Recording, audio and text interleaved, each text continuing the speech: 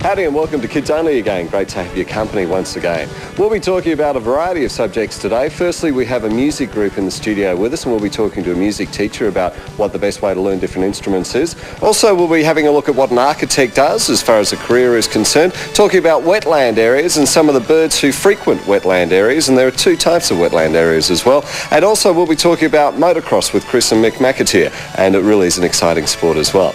Also, we'll be using some of the kids from the St Mary's Primary in Mansfield, and for those who aren't too sure where Mansfield is, having a look on the map, it's up around the Highlands area of Victoria. There it is, just on the doorstep to Mount Buller and the snowfields up there, and of course there's heaps of snow around at the moment, a really pretty part of the country. In fact, for those who live in the Mansfield area, if you ever wonder what your city looks like from the air, this is it from around about 500 feet.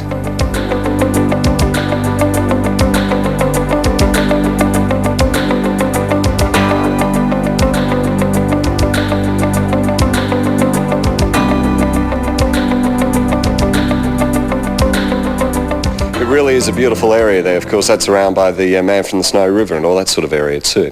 Okay, some of the questions we asked the kids relate to the Olympic Games, and of course we hope to have the Olympic Games in Melbourne in 1996. So we asked the kids, would it be good to see Melbourne get the Olympics in 1996 and why? It would be good to see Melbourne get the Olympic Games because our sporting facilities would be upgraded. It would be good to see Melbourne get the 1996 Olympic Games because there hasn't been an Olympic Games in the Southern Hemisphere for quite some time. I think it would be good to get the Olympic Games in Melbourne because it would be a great learning experience for young children who hadn't seen the last Olympic Games in Australia.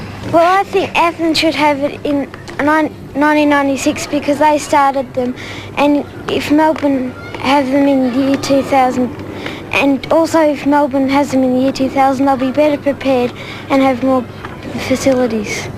I don't think Melbourne should have it because there isn't enough room and there's already got enough buildings there. Yes, it would be good to see Melbourne get the 1996 Olympic Games because they could pay off their debts to other countries. No, I don't think Victoria should have the Games. I reckon we should give them to another country that hasn't had them before. No, I don't think Melbourne should have the Olympics because Greece started them, so they should have the 100-year celebration. We should have them in the year 2000. Some great ideas there. Thank you very much to the kids from St Mary's in Mansfield. And later on today, we'll be asking them some more questions about the Olympics and what Melbourne should do to make itself look a little bit better if we do get the Olympics.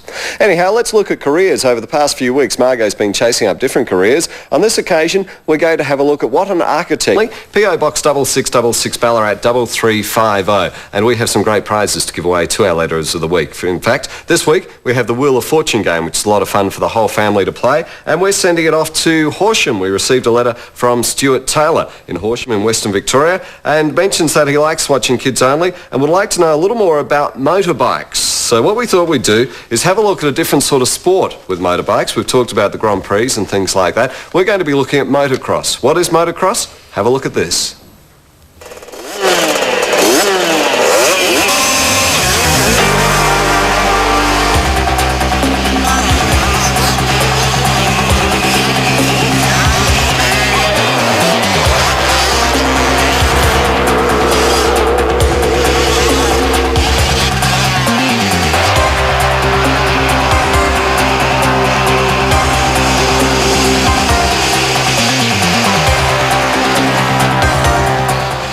Okay, that's a fairly exciting sport of motocross, and to tell us a little bit about it, we have father and son team here, Mick and also Chris McAteer. Thanks for joining us today, guys. Excellent. Feel as if we're going into battle, Chris.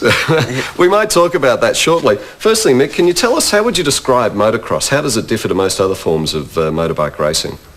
Well, it's you ride on dirt tracks, which is probably a little bit different to the Grand Prix circuits, and you ride all conditions, wet, dry, and indifferent. And of course, it's fairly spectacular in the sense that you're riding over jumps, jumping off fairly big jumps as well as stutter jumps, and there's different types of jumps and different types of terrain throughout different tracks in Victoria and Australia, for that matter. Sure. How long would a track be? We saw some vision there. How long would a track roughly be?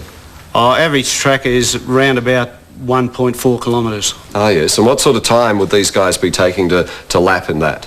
Well, it varies on the different grades, of course, but of course your faster riders obviously are going to be a little bit quicker, but round about the 2-minute mark's about an average. Sure. Okay, Chris, just quickly while we're having a look at some more vision here, how long have you been riding motocross? I've been riding for about 3 years now. Yeah, how did you get involved in it? What size was your first bike?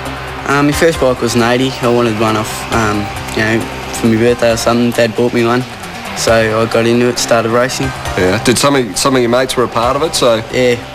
Yeah? And what's the best part about it? What's the best part of feeling about motocross racing? The excitement, the jumping and everything. Yeah. You've recently won a couple of really good titles. Tell us about them. Yeah, in 87 I won in Bacchus Marsh, or it was second actually, in the Victorian titles and this other open events around Victoria. Well done. We'll be seeing a lot more of you. There's the trophy there now. Actually, Mick, can we talk about some of the safety side of motocross? Because as I mentioned, it almost feels as if there's a gladiator standing next to me, which Chris is wearing, and is that essential? Yes, it certainly is in motocross these days because they're going at fairly fast speeds, and of course if they do happen to be unfortunate and come off the bike, they've got to have some protection when they hit the ground. And tell us about these sort of things. Well, that's body armour. That particular piece that Christopher's got on is what they call a half cage. It protects your chest and your shoulders. There is what they call a full cage, which also covers your back as well, so that you have got a fair amount of protection when you do hit the ground. What about leather pants and or safety pants there as well? Yeah, they're nylon pants they have these days. They're flame proof. They're also padded in the pants to protect them also from falling. And of course the helmet and the goggles are fairly important as well. Yes, they're one of the most important parts of it. Of course, when you do come down, usually you do happen to hit your head, and of course you need some protection around that, and that's why you have the helmet to protect you. How safe is the sport? You've been around it for quite a few years. So how safe is it for maybe little tackers and older guys? Well, if it's controlled, I think it's as safe as any other sport. Football or whatever, people seem to think that because it's motorbikes, it's dangerous, but that's not quite the case. If you've got all the protective gear and it's run under a controlled atmosphere, it is as safe as any other sport. What sort of age groups are involved in motocross racing? Oh, you're looking at, they're starting off around about 5 years old up to 26. Once you get to that age, you're starting to become an old man of the sport, but usually the teenagers are the most predominant in the sport at this stage. What about a young kid who might be interested in maybe one day take out motocross racing? What would you recommend to them?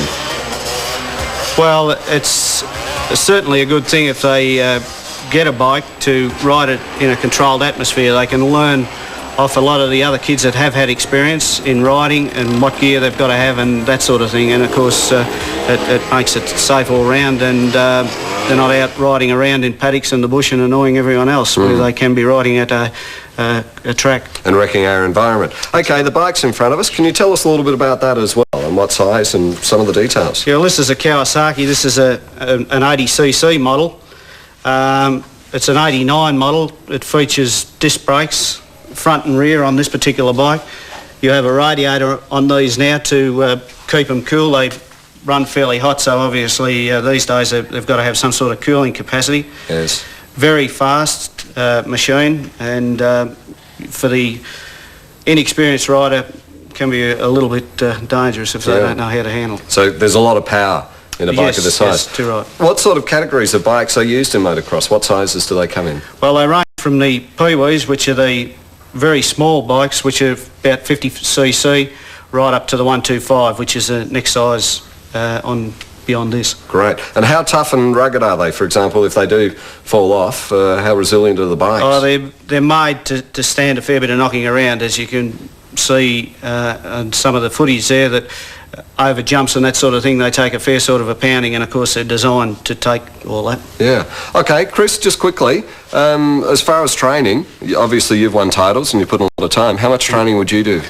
You got to be really fit if you want to be competitive. I used to do a bit of gym work.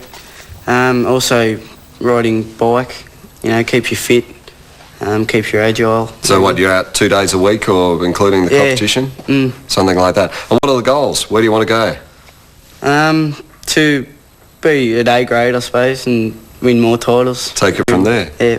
Good luck to you. All right, I'm sure you'll get there. Thanks for joining us, Chris and also Mick on Kids Only. And good luck with the sport. And also, we probably should mention, if kids want to come along and watch it, there are motocross clubs all the way around Victoria, so just find out when it's on. Yes, the VACC have put out a pamphlet that is put out through the police that tells you all where all the motocross clubs are and who to contact for joining. Okay. And of course, obviously, anyone in this district that might like to join can certainly join up by either phoning myself or writing to box 151E, Ballarat East. Okay, so that's for all the kids in the Ballarat area. Yeah. Thanks very much to Mick and also Chris telling us a little bit about motocross. That's this week's Letter of the Week. And don't forget, kids, if you want to be a part of Letter of the Week, drop us a line. After this break, we'll be back talking about wetland areas on Kids Only.